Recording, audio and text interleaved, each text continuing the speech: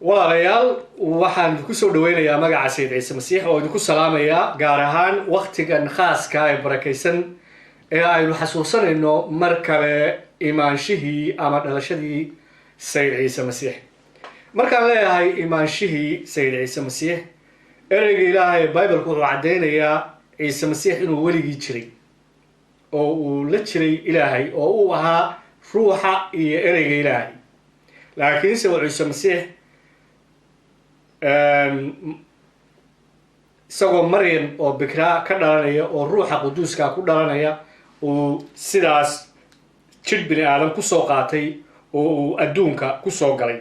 markii dambena jidkii uu iska baabay, laakiin ruuxii Ciise Masiix ee Ilaahay weligii la jiray uu sidiisii dib ugu noqday Ilaahay laftiisii oo uu hadda midnimo la leeyahay sidoo midnimo weligiiba ula lahaa.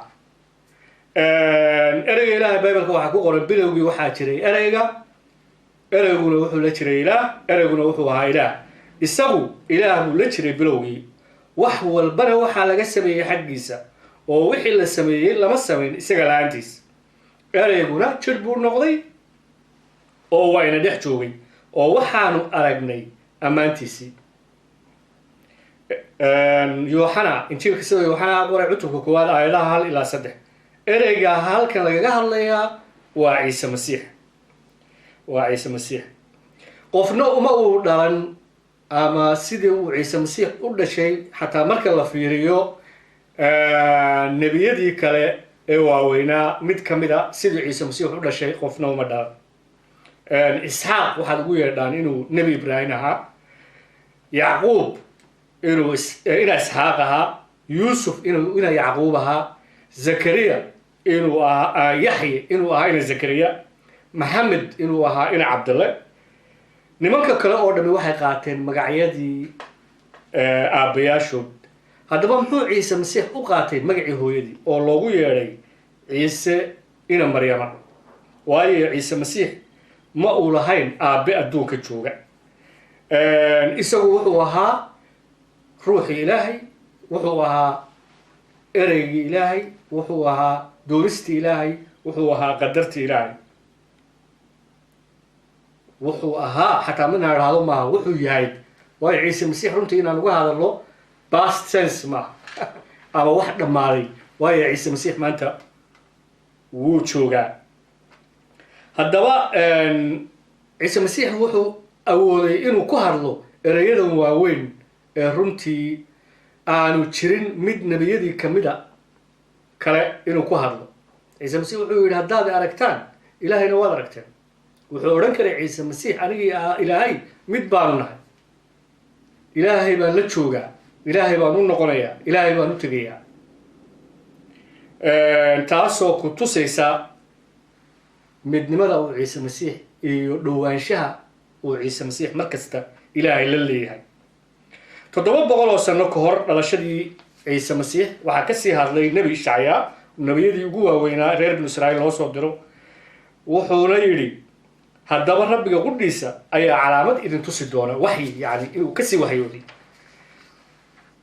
calaamad idin siin doona. bal ogaada gabadh bikrada baa uuraysan doonta oo waxay dhali doontaa wiil oo magaciisana waxay u bixin doontaa Imaanuel. Imaanuel macnihiisu waxa weeye Ilaah baa inala jooga. Ishacyaa cutubka 7 aayadda 14. tani 700 sano ka bacdi waxay u dhacday isla sidii uu Ishacyaa ugaga sii waxyooday Ciise Masiix ee uu kasii sheegay.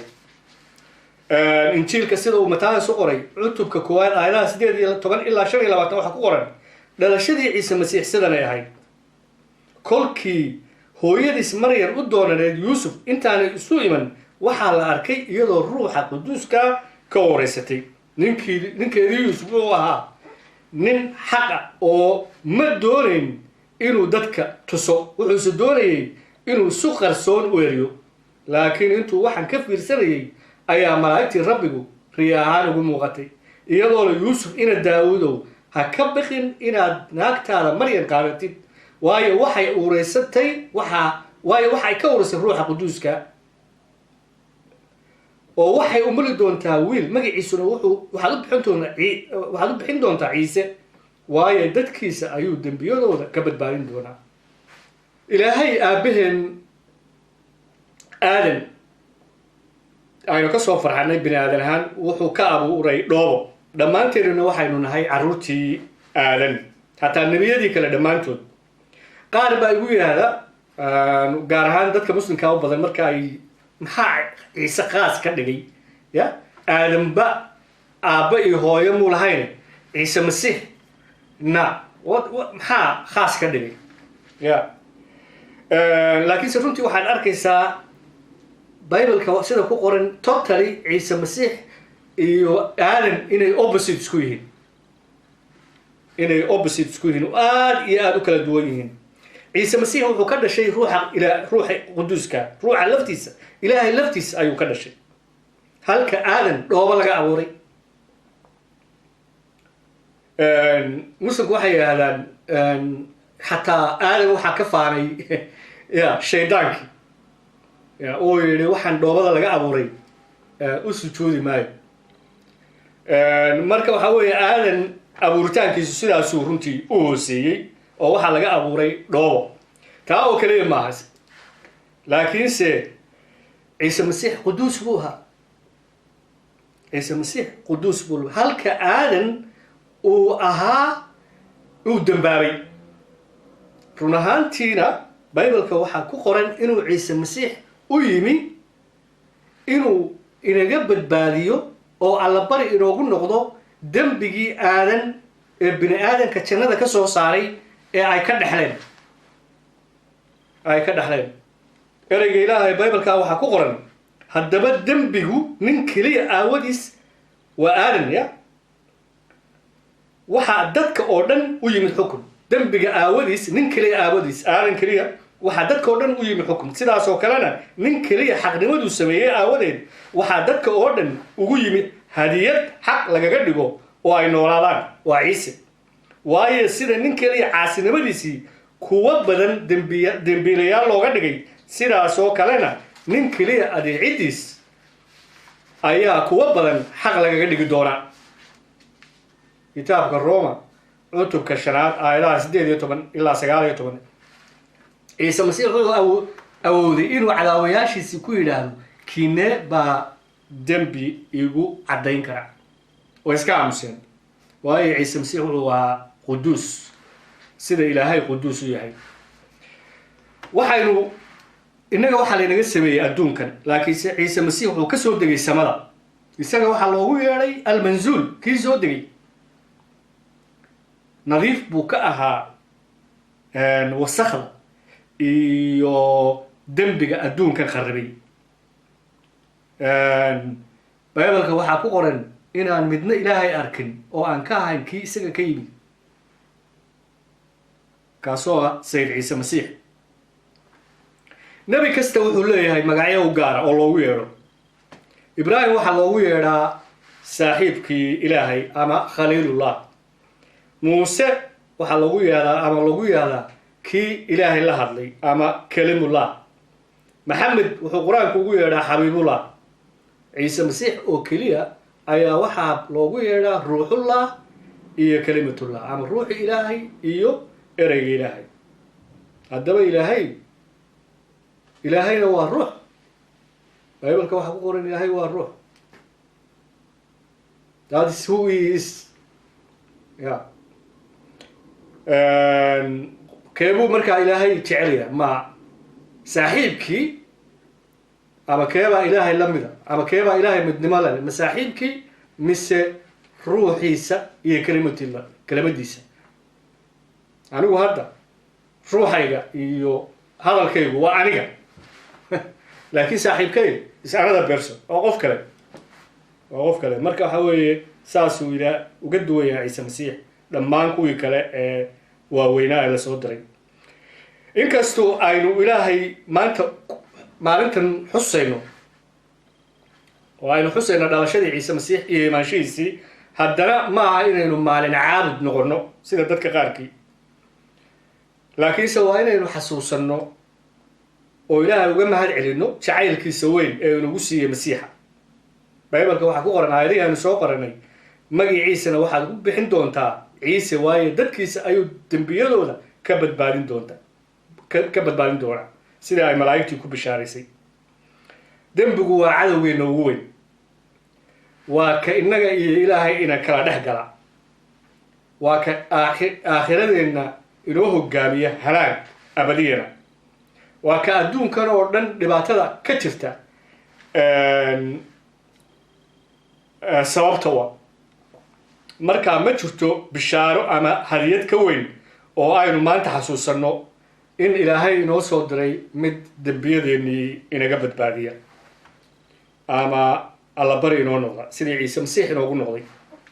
markii ugu horreysay ee ciise macbudka galo ee uu sheego wuxuu u yimi iyo sababtu u yimi, wuxuu ku noqday oo yuhuuddii ila kitaabkii towreedday garanayeen markay u dhiibeen kitaabkii, wuxuu akhriyay kitaabkii nebi ishacyaa 700 ee sano ka hor isagana lagaga sii waxyooday.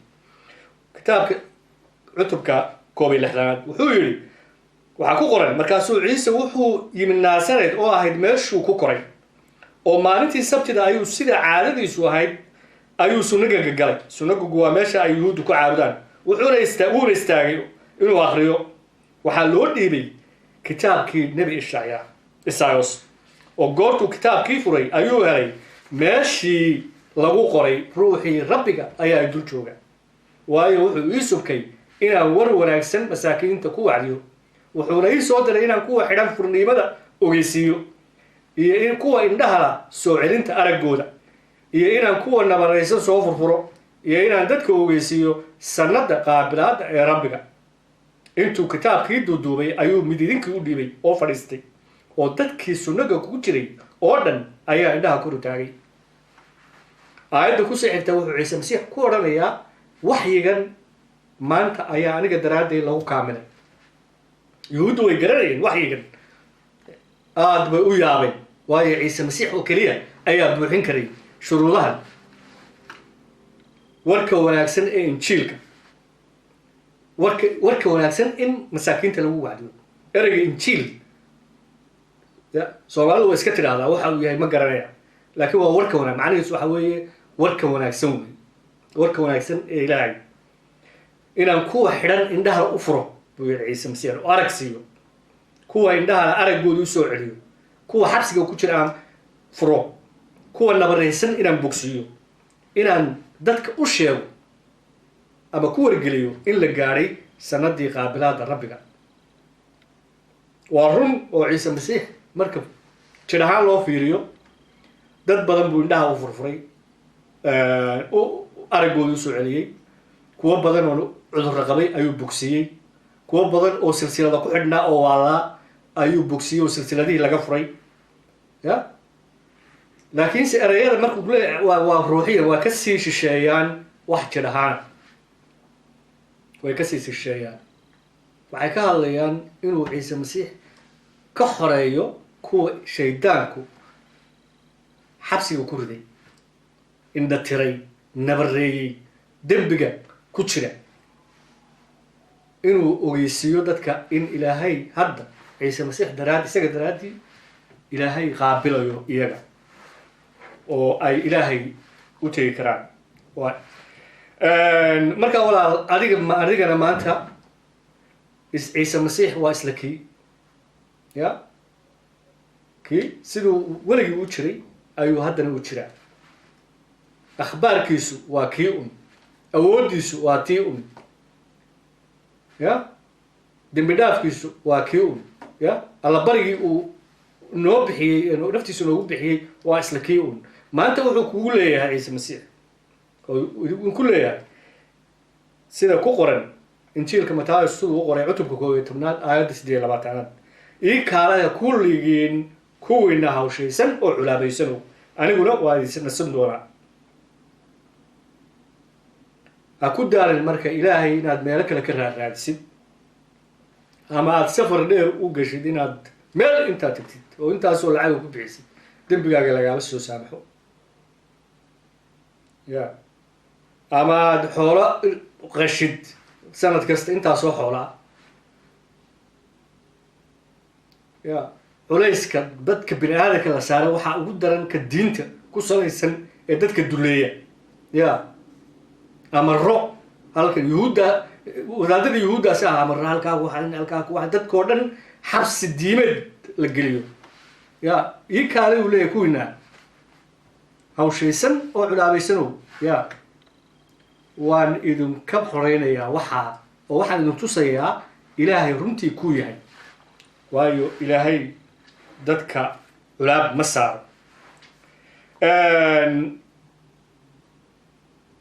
markaa walaalayaal waxaan